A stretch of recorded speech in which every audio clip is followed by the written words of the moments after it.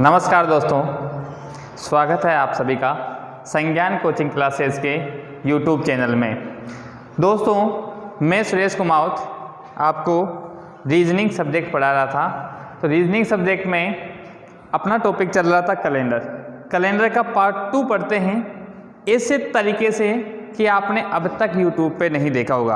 आप एक बार देखना कि जो टाइप्स बता रहा हूँ उसको ध्यान से समझना। अब आप लोग क्या करते हो कि YouTube पे बहुत सारे वीडियो हैं, कौन सा टाइप क्या है, कौन सा टाइप क्या है, आप एक बार है डीपली होने का कारण मैं आपको बेसिक से बता रहा था। ठीक है, अपना वो नहीं है कि आपने क्वेश्चन स्टार्ट कर दिया और लिखवा दिया। मैं आपको बेसिक से बता रहा हूँ, इसलिए ये गारंटी देता हूँ कि एक बार मेरा पढ़ने के बाद कोई सी भी बुक्स उठाना, अगर सवाल गलत हो जाता है तो कमेंट्स बॉक्स में ज़रूर बताना मेरे को।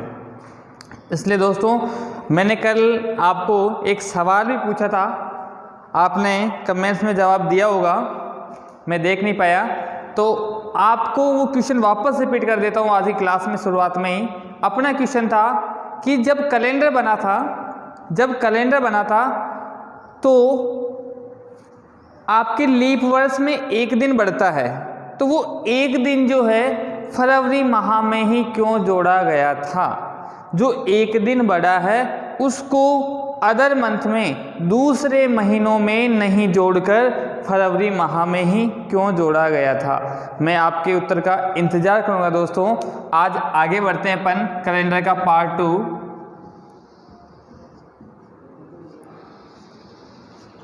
हाँ, तो कैलेंडर का पार्ट 2 दोस्तों पढ़ने के लिए आग लगाएंगे आज। ठीक है, तो देखो कैलेंडर के पार्ट 2 में अपन क्या पढ़ेंगे, नॉर्मल सी जानकारी मैं आपको बता देता हूँ। जो डायरेक्ट ही सवाल पूछा जाता है, डायरेक्ट ही, राजस्थान पुलिस 2012 में डायरेक्ट ही सवाल पूछा गया था। वो सवाल क्या है कि सप्ताह का प्रथम दिन कौन सा होता है? सप्ताह का प्रथम दिन, जो वीक है, वीक का फर्स्ट डे कौन सा होता है? दोस्तों, आपने कैलेंडर देखा होगा, कैलेंडर में कभी तो संडे आता है, संडे नहीं होता है, लेकिन सप्ताह का पहला दिन होता है दोस्तों सोमवार, मंडे होता है। कौन सा वार होता है? सोमवार। अब कि सर ये कोई क्वेश्चन पूछे जाते हैं? हाँ, डायरेक्ट ही क्वेश्चन पूछा जाता है कि सप्ताह का प्रथम दिन कौन सा होता है, तो आपको याद रहेगा वो होता है सोमवार। मैं आपको वो क्वेश्चन बता रहा हूँ जो डायरेक्ट ही पेपर में हूबहू पूछे जाएंगे, लैंग्वेज भी चेंज नहीं होगी। अब आपके दिमाग में एक बात घुसी होगी कि पहला दिन ये होता है तो दूसरा कौन सा होता होगा? ये तो बताने की जरूरत नहीं है आपको। क्यों? क्योंकि इसके आगे वाला डे कौन सा आता है? ट्यूसडे एंड मंगलवार। अगला सवाल जो आपको पूछा जाएगा वो आप देखना, क्या पूछा जाता है? 1 जनवरी 1 AD, बहुत बार मैंने सुना है।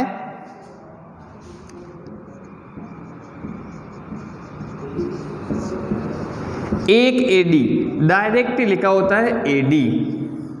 इसका मतलब होता है कि जब कैलेंडर स्टार्टिंग हुआ था, यानी कैलेंडर की जो शुरुआत हुई थी वो फर्स्ट डे AD यानी ईस्वी सन, या आप लिख सकते हो 01/01/0001। इस दिन सप्ताह का कौन सा वार था? तो इस दिन कौन सा वार था दोस्तों? सोमवार। ये क्वेश्चन एग्जामों में पूछे गए हैं। अब एग्जामिनर जो है, अपन सब लोग जानते हैं कि बार बार क्वेश्चन रिपीट हो रहा है, तो एग्जामिनर क्या चेंज कर देता है? एग्जामिनर चेंज कर देता है कि क्वेश्चन बताओ कि 1 जनवरी 2 AD को कौन सा डे था? घबराने की बिल्कुल भी जरूरत नहीं है। मैंने आपको कल वाले वीडियो में पूरा बताया था। वो क्या बताया था कि किसी भी साधारण वर्ष से अगले वर्ष के उसी दिन में आने के लिए कितना जोड़ लेते हैं? 1। तो आप सोमवार में +1 करोगे तो यहाँ कौन सा वार आ जाएगा? मंगलवार। इसलिए आपको ये पता चल गया कि 1 जनवरी 2 AD को कौन सा वार होगा? मंगलवार होगा। तो देखो दोस्तों,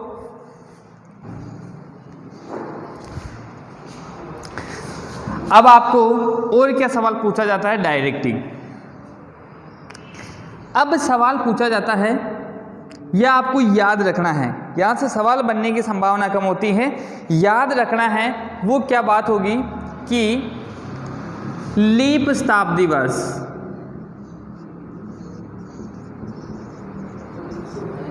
लीप शताब्दी वर्ष ऐसी चीज बताऊंगा दोस्तों आप जिंदगी भर याद रखोगे। अब कंडीशन आ जाती है, सबसे पहले सेंचुरी शताब्दी क्या होती है। सबसे पहली कंडीशन आ जाती है कि शताब्दी क्या होती है। घबराना बिल्कुल भी नहीं है। सेंचुरी शताब्दी, इसका मतलब जिसके एंड में या तो 2 जीरो या 3 जीरो आते हो। सेंचुरी यानी 100 का मल्टीपल, 100 का मल्टीपल क्या कहलाता है, सेंचुरी। तो शताब्दी की बात आ जाएगी।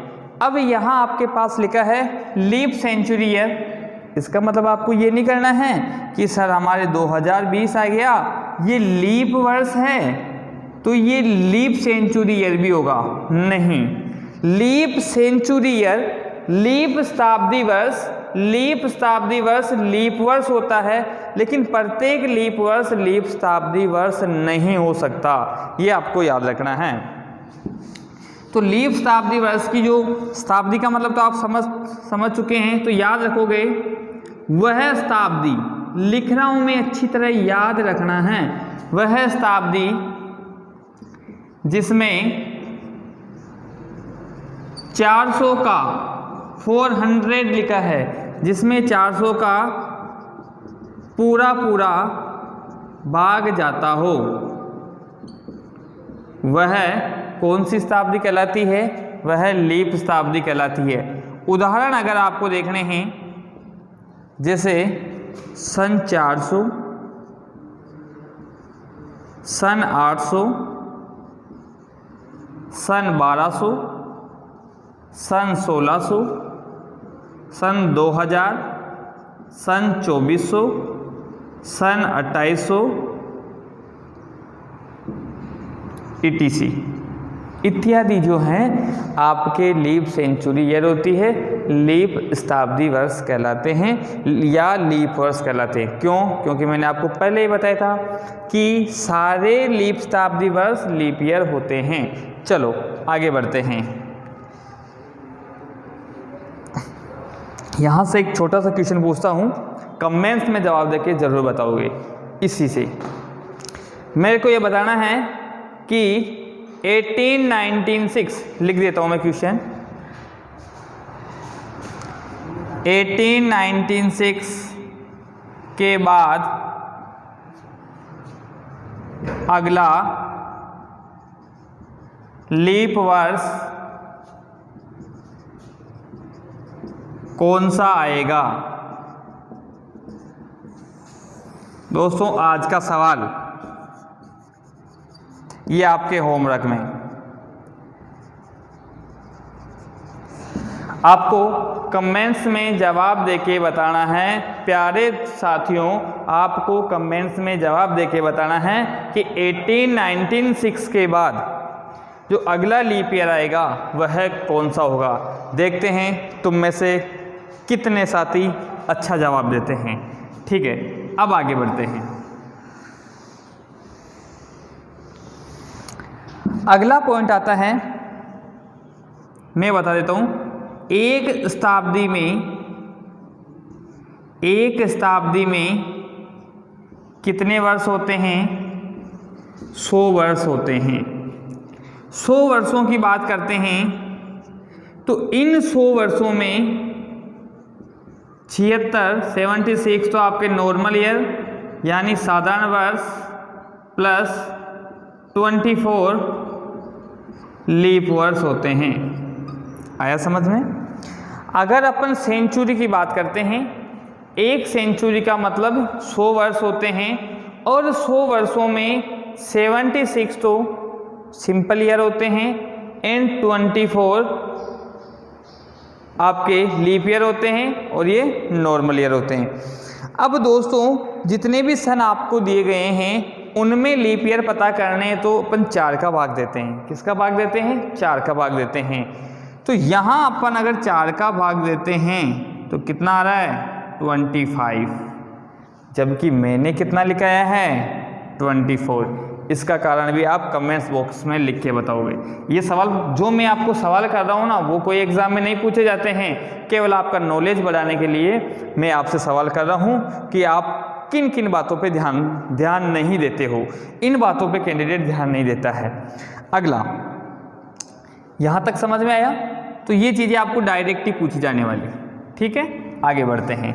इसमें ये दोनों चीज़ें इंपॉर्टेंट है दोस्तों, आपके PTET and BSTC, Raj police, Patwari and आपके स्टेट के जो भी एग्ज़ाम होते हैं, अदर कॉम्पिटिटिव एग्ज़ाम, उनमें इन दो क्वेश्चन का बहुत ज़्यादा आपको ध्यान रखना है, जो डायरेक्ट ही पूछे जाते हैं कि सप्ताह का प्रथम दिन कौन सा होता है? सोमवार। कौन सा वार? सोमवार। जब कैलेंडर की शुरुआत हुई थी 1 जनवरी 1 AD को, सप्ताह का कौन सा वार था? सोमवार। ये आपको याद रखना है। आगे बढ़ते हैं। अब मैं आपको सिखाता हूं एक छोटा सा, मैंने कल आपको बताए थे विषम यानी ऑड डेज, या जिसे बोलते हैं अपन अतिरिक्त दिन। छोटा सा है, आपको कोई भी पूछ ले कि 65 दिनों में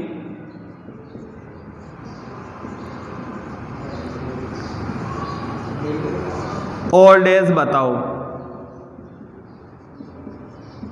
तो वो जो तरीका कल पढ़ा था कि 65 में 7 का भाग देते हैं, शेषफल कितना बचेगा? 2 शेषफल बचेगा। तो यह आंसर 2 क्या हो जाएंगे? विषम दिन।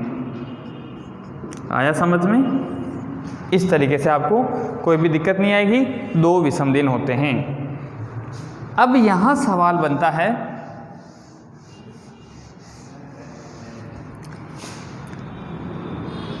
एक शताब्दी में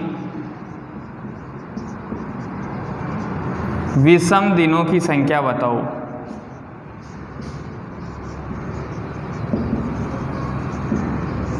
दोस्तों तरीका सीख लेना। तरीका क्या है? एक शताब्दी बताओ कितने वर्ष होते हैं? अभी मैंने आपको बताया था 100 वर्ष। वेरी गुड, 100 वर्ष होते हैं। इन 100 वर्षों में मैंने आपको 2 पार्ट किए थे 100 वर्षों के, वो थे 76 तो आपके normal year plus 24 leap year, ये बताया था। याद कीजिएगा दोस्तों, कल का पार्ट याद कीजिएगा, इससे पहले पढ़ाया हुआ पार्ट। उसमें क्या था कि नॉर्मल ईयर में, एक साधारण वर्ष में विषम दिनों की संख्या कितनी होती है? 1। तो 76 वर्षों को 1 से इंटू कर देंगे। क्या निकाल रहे अपन? एक शताब्दी में विषम दिन 76 इंटू 1 प्लस 1 लीप वर्ष में, 1 लीप वर्ष में विषम दिनों की संख्या कितनी होती है? 2। 1 लीप वर्ष में विषम दिनों की संख्या कितनी होती है? 2। जब आप सोल्व करते हो 76 प्लस 48, ये हो जाएगा 124, 124। अब बात आती है कि सर आंसर 124 आएगा क्या? नहीं, आंसर 124 आएगा नहीं। 124 को आपको वीक में कन्वर्ट करना है, सप्ताह में चेंज करना है। तो जो शेषफल बचेगा, शेषफल कितना बचेगा? 5 विषम दिन होंगे। अब आपको कोई याद रखोगे हमेशा कि 100 वर्षों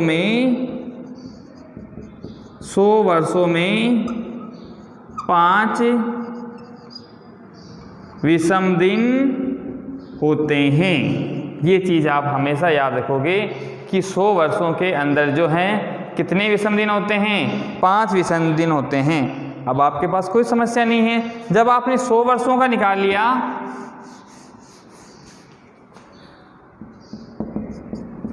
तो 2 शताब्दी 2 सेंचुरी, 2 शताब्दी यानी 200 वर्ष, ठीक है। 200 वर्ष की बात होती है तो आपके 100 वर्ष में कितने थे? 5, तो 200 वर्ष में कितने हो जाएंगे? 10। वही 10 में अगर अपन 7 का भाग देते हैं तो शेषफल कितना बचेगा? 3 विषम दिन। अच्छा तरीका दोस्तों, अगर आपको 3 शताब्दी यानी 300 वर्षों में निकालना है, 300 वर्षों में निकालना है तो वही तरीका आ जाएगा 5 × 3 यानी 15, 15 में 7 का भाग दिया तो 1 विषम दिन। शेषफल लिखते हैं, 7 का भाग देने पर शेषफल लिखते हैं विषम दिन, ये आपको याद रखना है। तो यहाँ आपको ध्यान है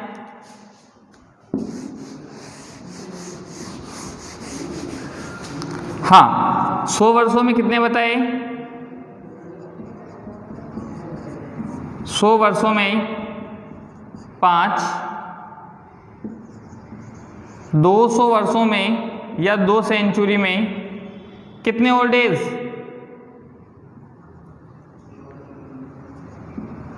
कितने ओल्ड एज? 3। अगर आपको 300 वर्षों में पूछा जाता तो कितना आया था?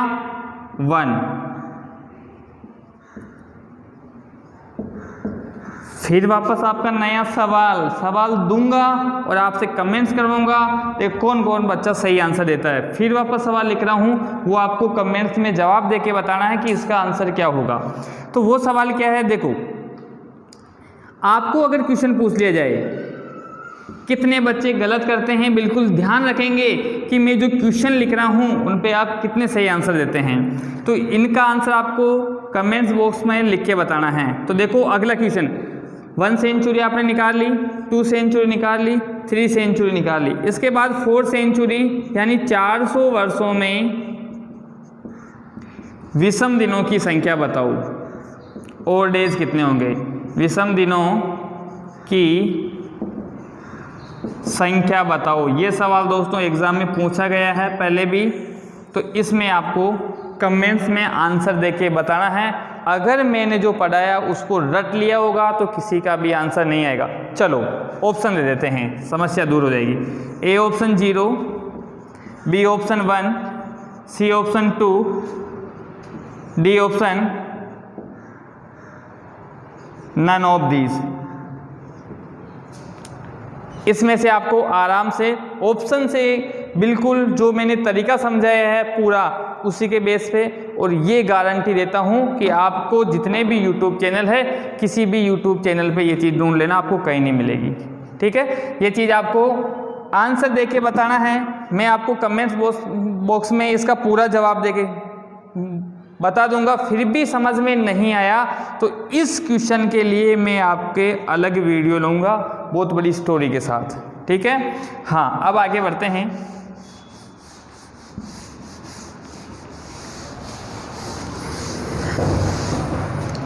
हाँ आगे बढ़ते हैं। अब जो कल जो क्वेश्चन पढ़ रहे थे उन्हीं के बेस पे, तो दोस्तों अगर आपको डायरेक्ट क्वेश्चन पूछ लिया जाता है कि सर डायरेक्ट क्वेश्चन क्या पूछेगा, एग्जामिनर तो एग्जामिनर के हिसाब से क्वेश्चन पूछेगा, नहीं, केवल लॉजिकल क्वेश्चन पूछे जाते हैं। आजकल लॉजिकल क्वेश्चन ही एग्जाम में आने लगे रीजनिंग के अंदर। अब देखो क्वेश्चन क्या पूछेगा वो आपसे। हाँ उससे पहले एक चीज देखो, आपको महीनों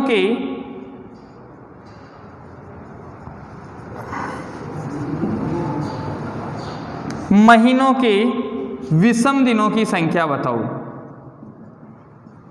दोस्तों पेन कॉपी हाथ में लेके होते हुए कैलेंडर के नोट्स बना लेना और कौन सी बुक्स में मिल जाए इतना मैटर वो मेरे को बता देना। ठीक है, आपको पेन कॉपी लेते हुए नोट्स बनाते हुए चलने हैं, बार बार पढ़ना है, इस कैलेंडर को बार बार पढ़ना है। जो बोलते हैं कि कैलेंडर हार्ड है, चुटकियों में आप इस कैलेंडर को सोल्व कर लोगे, लेकिन बार बार इसको पढ़ना है। 1-2 बार अच्छा रिवीजन कर लो, फिर आपकी बुक्स में से सवाल सोल्व करो। कौन सा सवाल आपको नहीं आता है, जो सवाल नहीं आता है वो आप इस YouTube वीडियो के ऊपर दिए गए नंबरों में फ़ोटो खींच के व्हाट्सअप कीजिएगा कि आपको सवाल कैसे नहीं आता है। हाँ तो महीनों के दिनों की संख्या, ठीक है, अब आपको विषम दिन निकालने तो क्या घबराने की ज़रूरत है कि मैं अगर आपको जनवरी माह की पूछ लेता हूँ कि जनवरी माह में बताओ, तो क्यों घबरा रहे हो?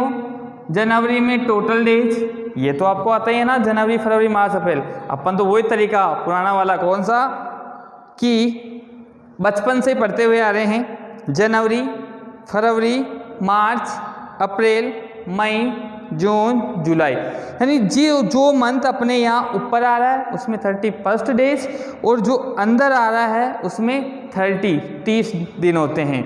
और क्या याद रखना है? फरवरी का महीना कि इसमें 28 या 29 होते हैं। इन चीज़ों का आपको ध्यान रखना है। तो जनवरी में जैसे ही 7 का भाग देते हो तो विषम दिन कितने होते हैं? 3। फरवरी की बात करते हो तो फरवरी अगर साधारण वर्ष है तो 28, लीप ईयर है तो 29, विषम दिन हो जाएंगे 0 या 1। मार्च की बात करते हो, मार्च की बात करते हो तो मार्च में जो है दोस्तों ये हो जाएंगे आपके पास मार्च में 31, 7 का भाग दिया, शेषफल 3। अप्रैल 30, 7, रिमाइंडर 2। मई 31, 7, शेषफल 3। जून 30 दिन, 7 का भाग दिया, 2 विषम दिन। जुलाई 31, 7 का भाग दिया, 3 विषम दिन। अगस्त ध्यान रखना है, जुलाई और अगस्त 2 ऐसे महीने हैं जिनमें लगातार 31 दिन होते हैं, दोनों लगातार महीने हैं, वो है आपके जुलाई और अगस्त। 31 में 7 का भाग देते हैं तो शेषफल 3। इसके बाद दोस्तों आपका आता है सितंबर 30 डेज, 7 का भाग देते हैं 2। इसके बाद अक्टूबर 31, 7 का भाग देते हैं 3। नवंबर चेक करते रहना 30, 7 का भाग देते हैं 2। दिसंबर 31, 7 का भाग देते हैं 3। ये टोटल ओल्ड डेज हो जाएंगे याद। कोई नई चीज़ नहीं है, पहले बता चुका हूँ, केवल रिवीजन है उसका छोटा सा। याद रखोगे कि सर इनका हमारे कहाँ यूज़ में आएगा, क्यों टेंशन ले रहे हो, आगे वाले सवाल में यूज़ कर लेंगे इनको।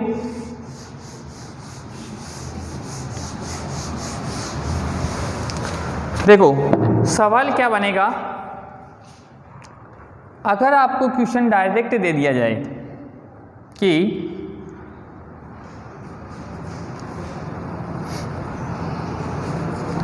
बीस अप्रैल 2019 को शनिवार था, तो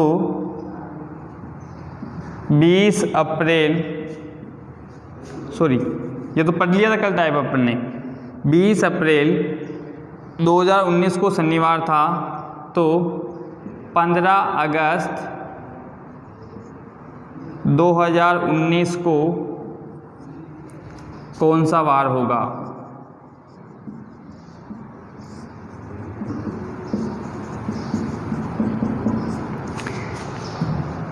जिस साल का वार देखे उसी सवाल में आगे या उस तारीख से आगे या उस तारीख से पीछे की तारीख का वार पूछा जाता है, तो कैसे निकालोगे?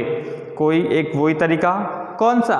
जो यहाँ देखो दोस्तों, 20 अप्रैल तक का तो कोई महत्व नहीं है।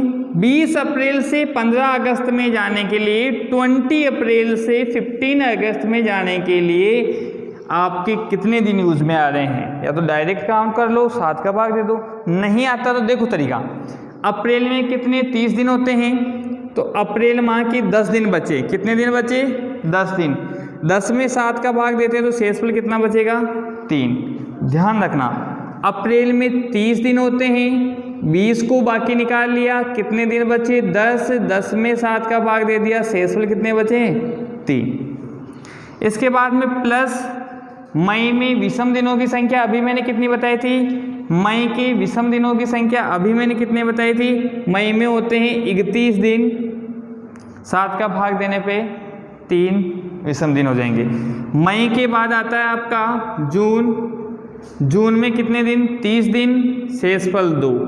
इसके बाद जुलाई, जुलाई में 3 और अगस्त में कहाँ तक जाना है? 15 अगस्त तक। अगस्त में कहाँ तक जाना है? 15 अगस्त तक। जब आप 15 अगस्त तक जाते हो तो 15 में 7 का भाग देने पर शेषफल कितना बचेगा? 1। इनको जोड़ लो दोस्तों, 3, 3 6, 3 9 और 2 11 और 1 12। जब 12 में 7 का भाग देते हो तो शेषफल कितना बचता है? 5। तो वार कौन सा होगा? शनिवार प्लस 5, कौन सा वार हो जाएगा? गुरुवार। अब बच्चों के पास समस्या आ जाती है कि सर हम तो जोड़ ही नहीं पाते हैं। अरे क्यों यार, अंगुलियां किस काम में आएगी आपकी? शनिवार, रवि, सोम, मंगल, बुध और एक गुरु, तो हो गया गुरुवार। ठीक है, इस प्रकार आपको निकालना है। अगर आपको 15 अगस्त का वार देके 20 अप्रैल का पूछा जाता, 15 अगस्त का वार देके 20 अप्रैल का पूछा जाता तो +5 की जगह -5 कर लेते, उल्टा चले जाते। बस ये ध्यान रखना है। आगे बढ़ते हैं।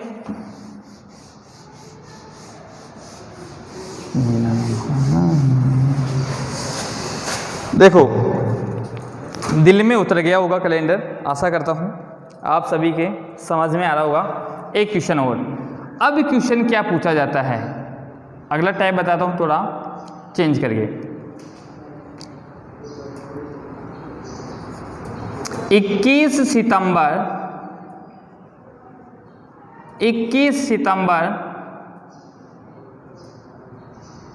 2017 को सोमवार था, तो बताओ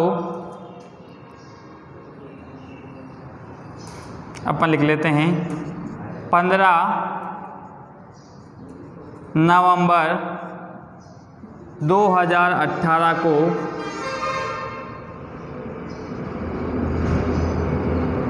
कौन सा वार होगा? ये क्वेश्चन बना है। 21 सितंबर 2017 को सोमवार था, 21 सितंबर 2017 को सोमवार था, तो 15 नवंबर 2018 को कौन सा वार होगा? तो दोस्तों कल मैंने पहले पढ़ाई हुई चीज़ें याद कीजिए। अगर आपने वीडियो को देखा है, नहीं देखा है तो पहले खोलकर पहले वीडियो को देखिए, उसके बाद यहाँ तक पहुँचिए। आपके पास 21 सितंबर 2017 का वार दे रखा है। अगर मैं आपको पूछ लेता कि 21 सितंबर 2018 का वार बताओ, तो इसका वार आपको सोमवार दिया है। किसी साधारण वर्ष से अगले वर्ष के उसी दिन में आने के लिए कितने जोड़ते हैं? सॉरी, एक कितने जोड़ते हैं? एक जोड़ लेते हैं। तो ये हो जाएगा सोमवार +1, सोमवार +1 कौन सा वार आएगा? मंगलवार, ट्यूसडे बनेगा। जब मंडे में 1 ऐड करते हो तो उसका नेक्स्ट अगला वाला दिन बनता है। ठीक है। अब दोस्तों आपके पास अभी मैंने पिछले वाला सवाल बताया उस टाइप का सवाल बन गया है कि आपके पास 18 सितंबर 2018 का वार दे रखा है, सॉरी 21 सितंबर 2018 का वार दिया हुआ है और पूछा गया है 15 नवंबर 2018 का। कहाँ, किस बात की टेंशन? बन रहा है ना वापस पिछले टाइप का सवाल। अब सवाल तोड़कर किसी भी टाइप से बना सकते हो। पिछले टाइप का सवाल बना लिया तो अब क्वेश्चन की कहाँ मजबूरी होगी? क्वेश्चन डायरेक्ट ही आंसर आ जाएगा कि सितंबर के बचे 9, अक्टूबर की या तो सितंबर के 9, देखो कौन कौन से महीने का है, सितंबर, अक्टूबर एंड नवंबर। सितंबर के 9 दिन बचे हैं, 7 का भाग देने पर शेषफल 2। घबराने की जरूरत नहीं है कि सर हम 2 ही लिखेंगे, 9 भी लिख सकते हो। अक्टूबर में 3 विषम दिन, 31 भी लिख सकते हो, याद नहीं रहते हैं। नवंबर में कहाँ तक जाना था? नवंबर में कहाँ तक जाना था? 15 नवंबर तक। विषम दिन 1, 3 2 5 और 1 6। कौन सा वार? ये मंगलवार। तो मंगलवार में 6 जोड़ दोगे तो कौन सा वार आ जाएगा? मंगलवार में 6 जोड़ने पर रविवार आ जाएगा। जोड़ के देख लो, 1 2 3 4 5 6। मंगल, बुध, गुरु, शुक्र, शनि, रवि, सोम। कौन सा वार आ जाएगा? सोमवार आ जाएगा। ये याद रखना आपको। नहीं आता है तो जोड़ के देख लो क्या जा रहा है। 1 सेकंड में आंसर। हाँ, वैसे भी ट्यूसडे प्लस 6 करने पे मंडे बनता है। क्यों? क्योंकि 7 जोड़ने पे वापस सेम डे आता है। तो दोस्तों यहाँ तक आपको समझ में आया होगा। अगला सवाल,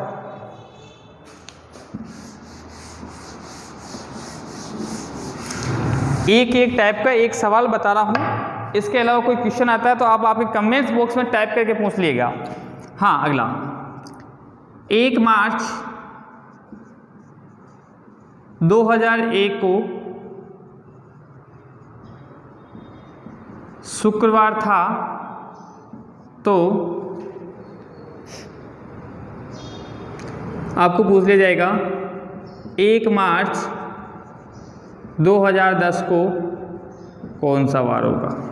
कांस्टेबल में ऐसे क्वेश्चन पूछे जाते हैं। तो देखो 1 मार्च 2001 2001 का वार दिया है और 1 मार्च 2010 का वार पूछा गया है। तो सबसे पहले सिंपल सा तरीका, दोनों वर्षों का अंतर, कितने वर्षों का अंतर हो गया? 9 वर्षों। 9 वर्षों में 7 आपके साधारण वर्ष हो गए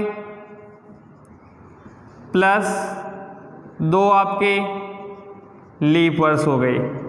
अब आपको पता चल गया 2 लीप वर्ष कौन से हैं। एक तो सर 2004 काम में आया और एक 2008। 2 लीप वर्ष हो गए, बाकी 7 साधारण वर्ष हो गए। तरीका वही है, घबराने की कहाँ जरूरत है। 7, एक साधारण वर्ष में विषम दिनों की संख्या 1, 2, एक लीप वर्ष में विषम दिनों की संख्या 2। जब ऐड करोगे 7 + 4 कितना बनेगा? 11। 11 में जब आप 7 का भाग देते हो शेषफल कितना बचेगा? 4। तो उस दिन कौन सा वार था? शुक्रवार + 4 कौन सा वार बनेगा? मंगलवार। यही आंसर है। आज की वीडियो दोस्तों यहीं तक। आशा करता हूँ कि आपको समझ में आया होगा। अब मिलते हैं अगले नेक्स्ट वीडियो में। तब तक के लिए आप हमारे इस वीडियो को लाइक करें, शेयर करें एंड सब्सक्राइब करें। धन्यवाद दोस्तों। अगर और भी आपको किसी भी क्वेश्चन की कोई ज़रूरत हो तो आप इस कमेंट्स बॉक्स में किसी भी प्रॉब्लम हो तो उसका कमेंट्स ज़रूर करें। और दोस्तों लाइक करें, सब्सक्राइब करें। तब तक के लिए जय सिया राम, राम राम दोस्तों।